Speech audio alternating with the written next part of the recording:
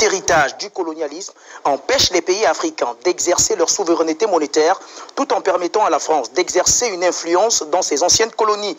Dans cette réforme lancée par Macron, il n'y a que le nom qui change, mais aussi tout un fonctionnement post-colonial, alors que les banques centrales d'Afrique de l'Ouest avaient l'obligation de déposer la moitié de leurs réserves de change auprès de la Banque de France en contrepartie d'une garantie de convertibilité avec l'euro. Cette obligation prendra fin avec l'introduction de l'éco, une réforme que même les députés français ont qualifiée de fumisterie, dire combien cette dernière divise. Même du côté de l'Hexagone, la réforme est d'autant peu convaincante lorsqu'on sait que la vraie raison de l'intervention de la France en Libye était la volonté du défunt dirigeant libyen Mouammar Kadhafi de créer une nouvelle monnaie unique pour l'Afrique et de fournir aux pays francophones une alternative au franc CFA. Le président français de l'époque, Nicolas Sarkozy, pensait qu'une indépendance économique pour ces pays africains n'aurait pas fait les effets de la France et de toute l'Europe. Pourquoi donc la France souhaiterait-elle maintenant changer de stratégie, si ce n'est que pour calmer une jeunesse africaine de plus en plus remontée contre ce pays qui s'entête à tenir les rênes de ses ex-colonies? Nous en parlons ce soir avec vous et nos invités. There's nothing in the world as harmful as hearing your baby. Heal and prevent your baby's diaper rash discomfort with fast. Mesdames, Messieurs, bonsoir et merci de nous retrouver une fois de plus sur Afrique Média, la télévision panafricaine, pour cette édition spéciale consacrée bien évidemment au franc CFA, cette nouvelle réforme pensée et voulue par la République de France, notamment le président de la République, son Excellence Emmanuel Macron, nouvelle réforme. Pour en parler ce soir, de nombreux invités qui sont déjà sur le plateau, mais également qui seront en direct de Zoom, qui nous ont déjà rejoints pour les uns et pour les autres, ils arrivent, mais déjà sur le plateau avec nous pour commenter cette actualité. Docteur Edimo, bonsoir et bienvenue. Bonsoir, c'est un plaisir. On se retrouve pour parler de choses qui sont relativement importantes, pour ne pas dire très sérieuses. L'avenir d'une quinzaine d'États africains qui depuis plusieurs dizaines d'années est compromis par l'utilisation d'une monnaie qui est totalement attachée sur un système parfaitement anachronique qui maintient naturellement ces pays sous l'esclavage économique et financier de la France. Voilà, on va parler du franc CFA à nouveau avec une sortie cette fois-ci après celle des Italiens il y a près de 2 ans, quelques députés français qui dénoncent également cet instrument de pillage et de prédation mis en place par Paris depuis bientôt 8 décennies. Voilà, merci. Merci à vous, docteur Dimo. Également sur le plateau avec nous, patient Parfendom. Bonsoir et bienvenue. Bonsoir Junior Wafo, bonsoir au docteur Dimo. Merci pour cette invitation. C'est une grande première avec toi sur Afrique Média, ça fait vraiment plaisir. Bonsoir à l'ensemble de l'équipe technique d'Afrique Média. Bonsoir à nos nombreux téléspectateurs disséminés à travers le monde, cette galaxie Afrique Média dont on ne présente plus et qui continue de porter fièrement ce combat en participant, en étant fidèle à Afrique Média. Je crois que c'est une odyssée exceptionnelle en Afrique et dans le monde. Bonsoir et merci pour cette invitation. Eh bien, merci à vous, patient Parfendom. Également, pour commenter cette actualité avec nous ce soir, en direct de Zoom, Alphonse Ndongo, qui est journaliste, je le rappelle, spécialiste des questions économiques, qui nous a rejoint par Zoom interposé. Bonsoir à vous, cher monsieur, et bienvenue. Bonsoir à tout le monde, bonsoir à tous les co-panélistes, bonsoir aux Africains qui nous suivent parce que nous essayons d'évoquer des problèmes dont souffre l'Afrique et peut-être essayer d'éveiller la conscience de beaucoup d'Africains. Je dis à tous ces gens, bonsoir, merci de m'avoir associé à ce grand débat. Merci à vous, Alphonse Ndongo. Également, docteur Célestin Tchakounte Lengue, expert en sciences économiques, qui est également de la partie. Bonsoir à vous et bienvenue. Bon, on me signale que la connexion n'est pas encore établie avec le docteur Célestin Tchakounte, mais Gakoso Obambe, militant panafricaniste, nous a déjà rejoint. Bonsoir à vous, cher ami, et bienvenue.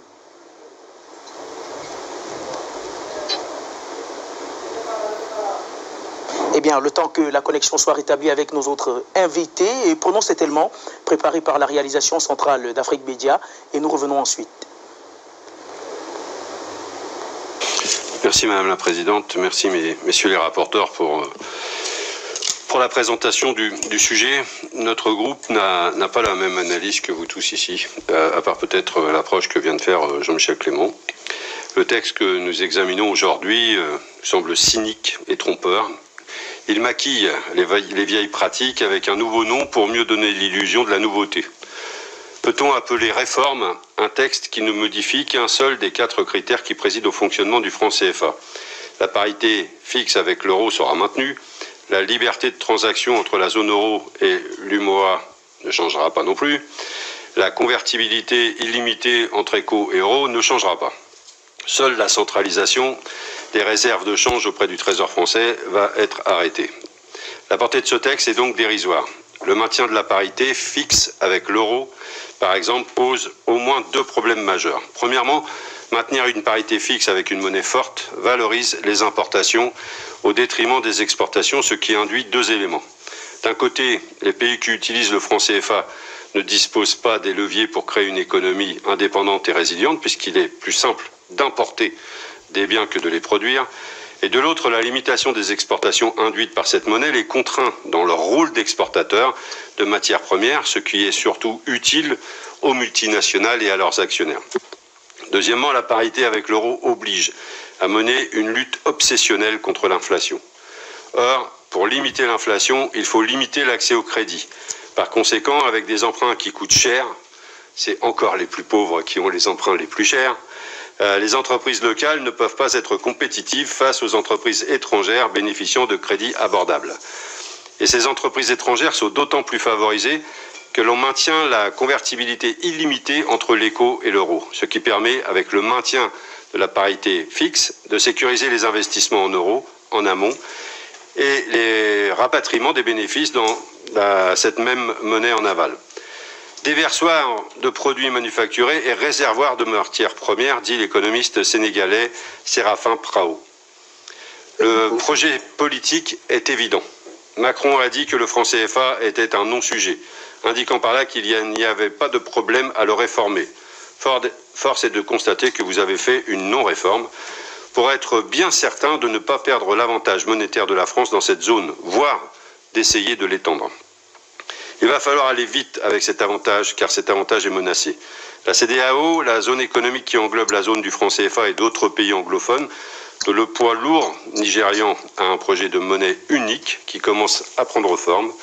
Il fallait donc prendre de court ce projet. La France a même poussé le cynisme jusqu'à utiliser le nom proposé par la CEDEAO pour sa monnaie, l'éco, quelle que soit l'opinion que l'on peut avoir sur son contenu.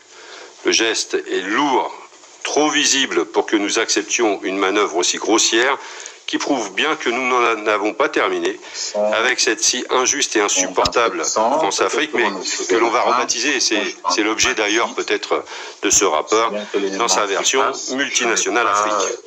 Les députés communistes voteront évidemment contre cette non-réforme. More and more security teams are switching to Devo's cloud-native logging and security analytics platform because legacy solutions contre cette non-réforme. Eh bien, merci à la réalisation pour nous avoir préparé cet élément. Eh bien, docteur Dimo, c'était là, bien évidemment, Jean-Paul Lecoq, qui est député du Parti communiste français, qui s'exprimait devant les députés français, devant une commission parlementaire sur cette réforme du franc CFA, qu'il qualifie d'ailleurs de fumisterie. Absolument, c'est vrai, ça ne nous surprend pas, ça va dans les logiques des faits. Depuis la toute dernière élection, à travers Mélenchon, nous avons déjà vu la position de l'extrême gauche française. C'est vrai, cette fois-ci, la seule nouveauté est que on en parle dans un organe décisionnel d'importance, notamment le Parlement. Mais dans le fond, il n'y a pas de changement. Personnellement, je me serais attendu à ce que beaucoup d'autres partis, comme ce fut le cas lors des élections 2017, présidentielles 2017, s'alignent sous cette position. Malheureusement, aujourd'hui, c'est une sortie d'un seul parti, le parti de gauche, de l'extrême gauche, Lors des élections présidentielles, Marine Le Pen avait dénoncé le franc CFA et tout ce mécanisme. Elle est partie jusqu'à rencontrer M. Idriss Déby au Tchad, comme pour dire, écoutez, le franc CFA, c'est un outil qui ne permet pas aux économies africaines de décoller. Voilà, mais dans le fond, nous sommes quand même totalement en accord avec les arguments qui sont avancés par le député communiste. Entre autres, il se focalise sur la parité fixe, qui est naturellement la plus grosse faiblesse de ce système suranné et anachronique. La parité fixe signifiant naturellement pour les pays africains une perte de compétitivité pour leurs exportations en permanence, signifiant également toute une des difficultés énormes à impulser une industrialisation, parce que les industries locales, en fait, leurs intérêts ne sont pas pris en compte. À l'inverse, les entreprises françaises, compte tenu de la parité fixe qui est maintenue, ont toutes les largesses, toutes les facilités et toutes les garanties pour continuer à tirer tout ce qu'elles peuvent tirer de l'Afrique. Donc, d'une manière générale, on peut dire à juste titre que c'est une fumisterie d'Emmanuel Macron qui a poussé le bouchon très loin au point de s'arroger d'ailleurs le droit de parler de l'éco, alors que l'éco c'est un acronyme qui a été développé depuis les années 80 au lendemain du plan d'action de Lagos pour dire aux uns aux autres que toute l'Afrique de l'Ouest se mettrait un jour sous la supervision d'une seule monnaie, d'une seule unité monétaire. Voilà, M. Ouattara et M. Macron sont allés très très loin. La Côte d'Ivoire, qui représente à peu près un 16e du PIB du Nigeria, a pris les devants avec M. Macron pour annoncer la mise en œuvre de l'éco, une monnaie qui est monnaie de toute façon sous cette version, parce que ni en Afrique de l'Ouest et surtout pas en Afrique centrale, on ne trouve pas des gens qui d'une manière ou d'une autre sont encore en accord avec les principes de parité fixe. Partout on parle d'une monnaie qui est adossée sur un panier de monnaie, compte tenu du fait que ces pays, justement, pour relancer leur dynamique d'industrialisation, se sont adossés principalement sur des investissements en infrastructures qui les proviennent principalement de la Chine et d'autres pays de l'hémisphère sud, comme pour dire que dans l'avenir, ils souhaiteraient continuer à travailler avec eux, encore que une bonne partie de l'endettement qu'ils affichent aujourd'hui provient du redéploiement de leur stock d'infrastructures financés depuis Pékin essentiellement. Voilà, donc je crois que monsieur le député français a toutes les raisons de dire qu'il s'agit d'une fumisterie, mais il n'est pas le premier à le dire, et comme je le dirais d'entrée de jeu, il y a 2 ans, d'autres députés, notamment ceux d'Italie, plutôt c'était pas des députés, c'était même des vice-présidents. Effectivement. Il y a un dont les noms m'échappent tout de suite, mais 2 présidents de l'extrême droite. Notamment Matteo Salvini. Matteo Salvini et Di Maio, quelque chose comme ça. Di Maio. Voilà, tous les deux, pour rester en cohérence avec le discours développé par Madame Le Pen à l'époque, ont également dénoncé le fait que la parité fixe et le reste soit conservé, mais beaucoup plus loin. En fait, c'est une dynamique qui va prendre du large, hein, parce qu'elle est partie, même pas de là, elle est partie essentiellement de l'Allemagne, qui, à travers la Deutsche Wirtschaftsnachrichten, avait placé, en fait, positionné sous le regard de tout le monde un fait, à savoir que la France s'est tellement affaiblie, elle est devenue tellement dépendante de l'Afrique et du système CFA qu'elle a perdu tout goût pour l'effort, pour faire des réformes en profondeur, et que parce qu'elle tire encore 440 milliards d'euros par an de l'Afrique. Donc vous voyez, c'est des contestations. Ici, quand on dénonce le franc CFA, on a l'impression parfois, on veut nous donner l'impression que nous parlons de rien, mais vous voyez, des spécialistes allemands qui connaissent bien la chose, des hommes chevronnés de la politique italienne se sont mis dans le même couloir, et aujourd'hui on voit les Français d'extrême gauche qui rejoignent ceux d'extrême droite pour dire quoi? Pour dire, écoutez, la France est restée là où elle a été depuis des décennies et n'a pas l'impression de quitter ce bateau, bien que partout il y a des protestations, bien qu'il y ait une montée fulgurante de ce que eux ils appellent à Paris le sentiment anti-français, alors que nous ici nous disons la montée du patriotisme africain.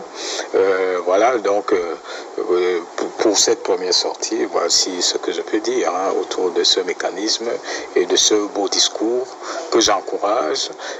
Nous souhaitons seulement que ce discours soit également relayé, pas seulement au travers les chaînes, les écrans d'Afrique Média, mais un peu partout dans le monde. Merci.